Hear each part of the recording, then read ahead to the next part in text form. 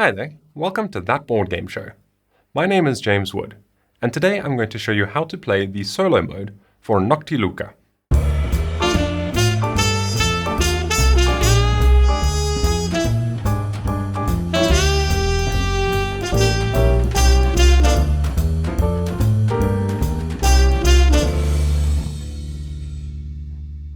Deep in the jungle lie the cerulean pools, and in these pools, which lie tranquil for most of the year, on particularly warm nights a phenomenon can occur, in which these glowing Noctiluca, tiny little organisms, float up to the surface.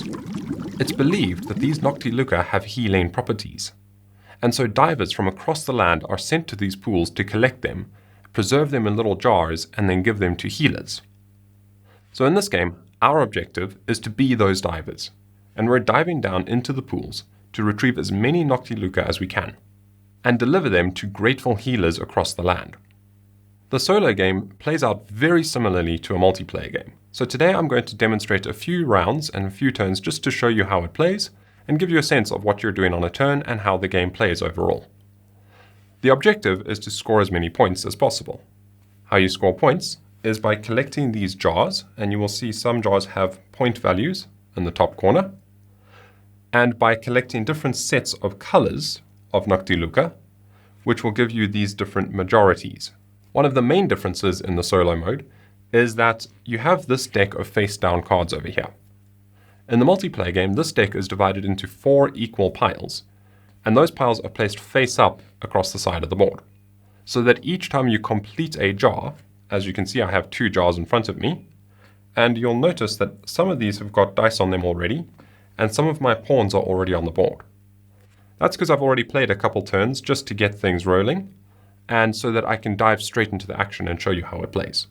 So with that said, let me do just that and play out a couple turns, and you'll see how the game evolves as you go, and I'll explain more of the differences between the solo game and the multiplayer game as I encounter the different elements. So each turn, you're going to take one of your little pawns, and you need to place this pawn somewhere on the board. This represents going for a dive. And so basically you put your pawn down. Let me find a good spot here. I want blue, because this jar here needs blue Noctiluca, and purple and orange. So I'm looking for purple and orange and blue. How I get those dice is when I place my pawn down. So let's find a spot here. I'm going to place my diver over here. And when you place them down, you then pick a line. So I can look either this way or I can look this way. And then you declare a number. And you take all dice that match that number from that line. So for instance, I need blue, orange, and purple. So if I look this way and I take all the ones, or is this way better? 1, 2. So if I look this way, there's 1, 2, 3, 4 dice with ones. And this way there's 1, 2, 3, 4 dice. The strategic choice would be to come this way, but I'm actually going to show you something. I'm going to intentionally make rather a bad move so I can demonstrate one of the elements of the solo game. So I'm going to take from this way, and I'm going to take all the ones. So I'm going to take this one over here, this one over here, this one over here, and this one over here. And now, once you've picked them up, the number doesn't matter. Now I'm going to take these Noctiluca that I've collected, and I'm going to put them in my jars. So I can put these 2 purple Noctiluca over there, this 1 blue Noctiluca over there, and now I've got a green Noctiluca, and that doesn't fit in either of my jars. Neither of my jars want that color. So now, in the solo mode, this die goes over here to the Tempest area. And I'll explain what the Tempest means in a minute. Were I playing with a multiplayer game, that die would go to the next player clockwise, and they would be able to put it in one of their jars if their jar had space for a green Noctiluca. If it didn't, it would keep passing to the next player, next player, next player. And if it goes all the way around and comes back to the start player who initially picked it up, and they still can't place it, it goes back into the box. In the solo game, since there's no other players, instead of it going straight back in the box, it goes over here to this Tempest area, and that is going to be negative points for me at the end of the game. And that is my entire turn. You place a diver down, you collect Noctiluca from a single line, and play proceeds to the next player. In this case, play proceeds to the Tempest. So in the solo game, instead of just collecting these Noctiluca to send them off to healers, there's actually a Tempest that's disrupting the waters. And so in the solo game, our mission is to dive in here and save as many Noctiluca as we can. We want to get as many of these Noctiluca out of the pool as possible before the Tempest stirs up the waters and destroys them all. So how that's represented, at the end of each of my turns, we come over to the Tempest. And we will flip over one of these cards. This is just representing points being taken away from me. And the Tempest will take one of these red discs, which is worth 2 points to them now at the end of the game. And that is also for the majority. So at the end of the game, you want to try have the majority in each of these colors. So this represents another player taking those colored discs as they were completing jars. The numbers on the card here are irrelevant. Basically, these cards are discarded and the Tempest doesn't have them. They just take the points tokens. Then they roll the die. And let's get this out of the way. And 4. And now we look into this area here because I've already played 2 turns. So it was pointing here to begin with, and they took some dice from here. It was pointing here, they took some dice from here. Now it's pointing this way. And they are going to take all the dice from the area marked 4. So you see each of these spaces has numbers on them. There is the 4 space.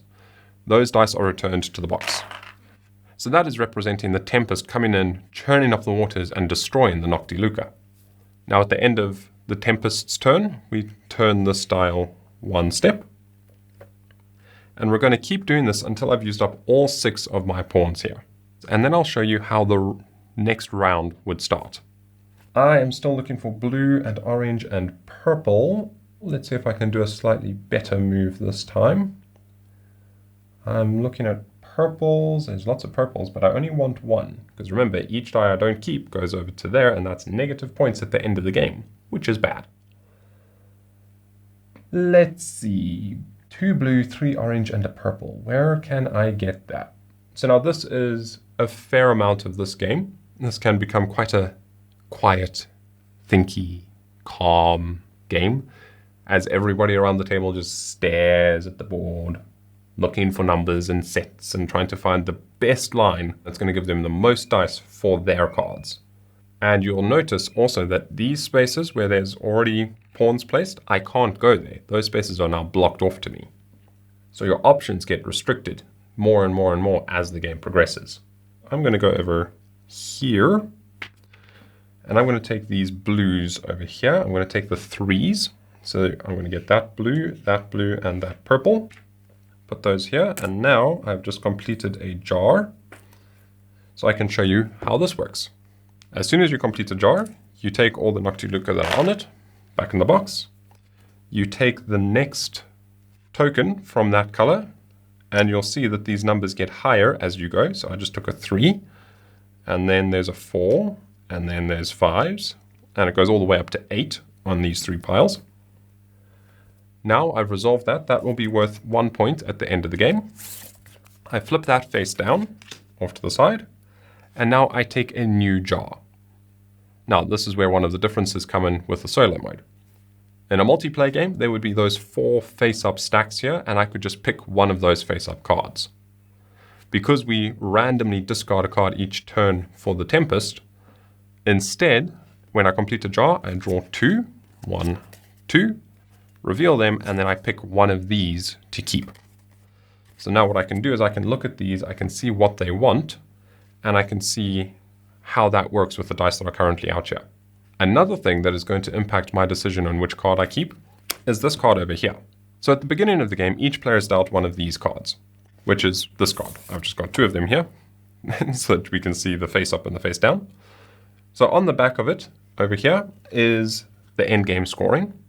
So you're going to score points for your cards completed. You're going to score points for the majority of sets.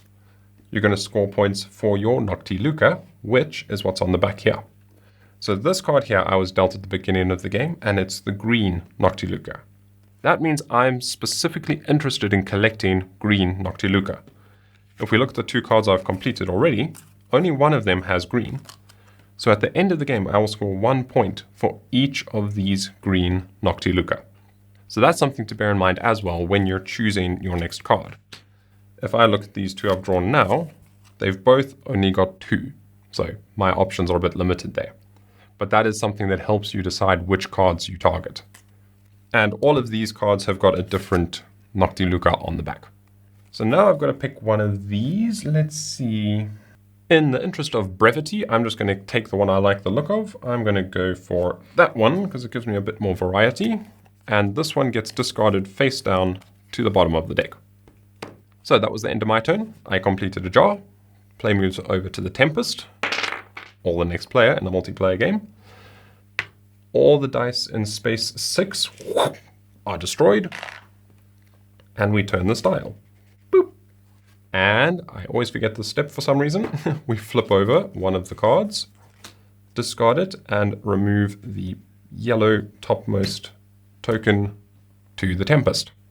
Play returns to me, and I can also bear in mind that I should probably try take from this sector here. You'll see these sort of lines here dividing the 3 sectors. You can also see the numbers are different colors. I know at the end of my turn now, the Tempest is going to destroy all the dice in one of these sectors. So I'd be smart to try and claim dice from here. If I go over here and take 6s, no, that's not very good. Go there and take 5s. Yeah, that's not a bad idea. I'm going to go over there. And I'm going to take the 5s from here. So I'm going to take this blue, this green, and this blue. I'm going to pop these, whoopsie, whoop, over there. Right, Tempest time. Let's flip over the top card, discard a yellow, over to the Tempest. Roll the black die of doom, which takes everything from space 5, which is over there, back in the box. Whoosh. And rotate this dial. And it is going to be my final turn for round 1. I'm not going to agonize over this too long. I'm just going to go there. I'm going to take all the 5s. So there's a green and an orange and another green and another orange and a purple. Probably not a good idea, but oh well, I'm giving the Tempest a whole bunch of dice now. Let's put an orange there, a green, orange there, a green over there.